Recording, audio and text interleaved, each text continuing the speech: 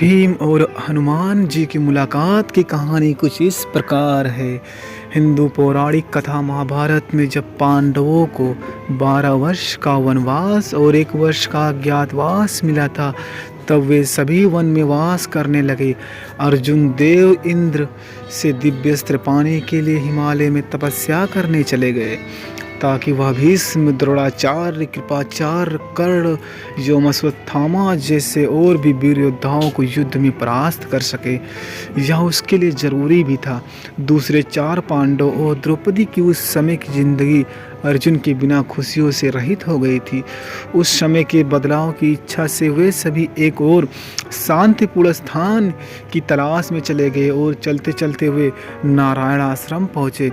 उन्होंने यह निश्चय किया कि कुछ समय तक वे यहीं पर विश्राम करेंगे।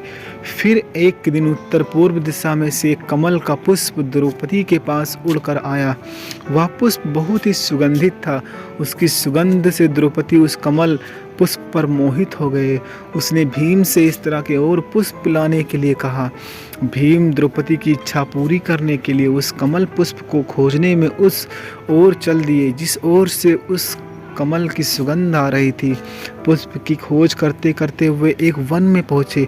वन के द्वार पर एक वानर लेटा हुआ था, जो कि भीष्म का रास्ता रोके हुए था। भीम ने उस वानर से कहा, हे वानर, रास्ते से हटो और मेरा रास्ता साफ करो। उस वानर को रास्ते से उठाने का कोई मूड नहीं था। उस वानर ने भीम से कहा, मैं बहुत बूढ़ा और कमज़ोर हो चुका हूँ। यदि तुम्हें जाना है तो मुझे लांघ कर चले जाओ।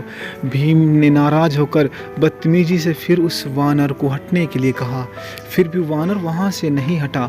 तब भीम ने कहा कि बूढ़े वानर, तुम नहीं जानते कि तुम किससे बात कर रहे हो। मैं कुरु दौड़ से एक क्षत्रिय हूँ। मैं माता कुंती का पुत्र और भगवान पवन मेरे पिता हैं। मैं भीम हूँ, प्रसिद्ध हनुमान का भाई। तो यदि तुम मेरा अपमान करते हो तो तुम्हें मेरा प्रकोप झेलना होगा। इसलिए तुम्हारे लिए बेहतर है कि तुम मेरा समय बर्बाद किए बिना यहाँ से उठो और दूसरे स्थान पर चले जाओ। तब वानर ने भीम से कहा, यदि तुम्हें इतनी जल्दी है तो तुम मेरी पूँछ को हटाकर निकल जाओ।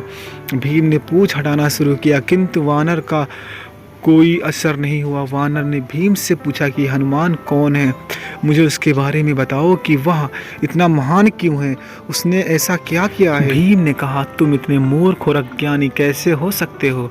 तुमने शक्तिशाली हनुमान के बारे में नहीं सुना, जिसने श्री राम की पत्नी सीता की खोज में 100 योजन चौड़ा समुद्र लांघा और लंका पहुँचे।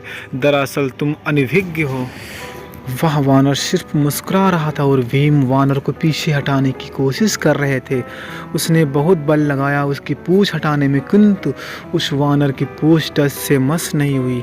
भीम को कुछ अलग सा महसूस हुआ और उसने उस वानर से कहा, आप कोई साधारण वानर नहीं, कृपया करके मुझे बताएं कि आप कौन हैं।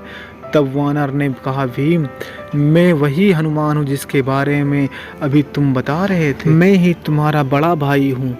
तुम्हारा रास्ता आगे खतरनाक है। यह रास्ता देवताओं का है और यह मनुष्यों के लिए सुरक्षित नहीं, इसलिए मैं तुम्हारी रक्षा के लिए आया था। मैं जानता हूँ कि तुम यहाँ सुगंधित कमल पुष्प लेने आए हो। मैं तुम्हें वह तालाब दिखाऊंगा जहाँ वह पुष्प उगते हैं। तुम वहाँ से जितने चाहे पुष्प लेकर यहाँ से जा सकते हो। भीम बहुत खुश हुए और वे हनुमान जी के सामने झुककर उनसे अनुरोध करने लगे कि मैं आपका वह विशाल रूप देखना चाहता हूँ, जिससे आप 100 योजन चौड़ा समुद्र लांघ कर लंका की भूमि पर पहुँचे थे। हनुमान जी ने अपने उस विशाल रूप को धारण कर भीम को दर्शा दिया। भीम उनके विशाल रूप को देखकर दंग रह गए और अपनी आंखें बंद कर ली। फिर हनुमान जी ने अपने साधारण रूप में आकर भीम को गले लगा लिया और भीम उससे धन्य हो गए।